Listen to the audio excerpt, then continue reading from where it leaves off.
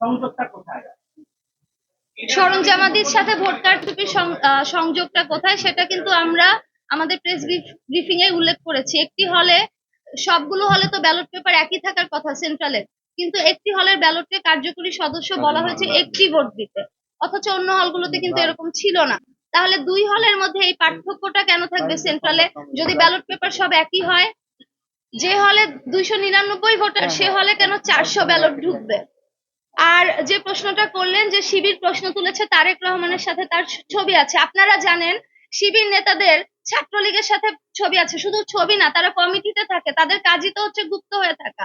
আমরা তাদের ফেসবুক আইডিটা আইডেন্টিফাই করেছি, এবং যে তার যে প্রেসটা আছে এইচআরস অফ বিডি, আমরা খোঁজ নিয়ে দেখেছি এটা জামাত নেতার সাথে অ্যাফিলিয়েটেড। মানে এই ব্যক্তিও এটা তো আসলে জামাতের রাজনীতির ধরন। শিবিররা যে অভিযোগ তুলেছে যে তারেক রহমানের সাথে ছবি তুলেছে মানে সে অ্যাকচুয়ালি জামাত না, কিন্তু আপনারা দেখবেন যে এই শিবির নেতারা কয়দিন আগে এই যে ডাকসুর যে ভিপি শিবির থেকে হলো, কয়দিন আগে তো তাকে ছাত্রলীগের মিছিলও দেখা গিয়েছে। আমার প্রশ্ন, তারা দাবি করছে না কেন যে তারা হচ্ছে ছাত্রলীগ?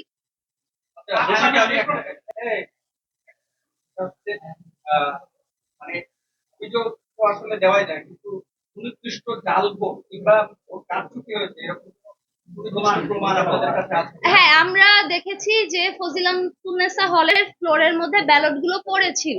শুধু ফজিলাতুন্নেসা হলে না, অনেকগুলো হল থেকে এরকম আমাদের পোলিং এজেন্টরা রিপোর্ট করেছে যে হলের ফ্লোরের মধ্যে ব্যালট গুলো পড়ে আছে। শিবিরের যে পোলিং এজেন্টরা আছে তারা কিভাবে 1 ঘন্টা আগেই ভোট কেন্দ্রে ঢুকার সুযোগ পায়?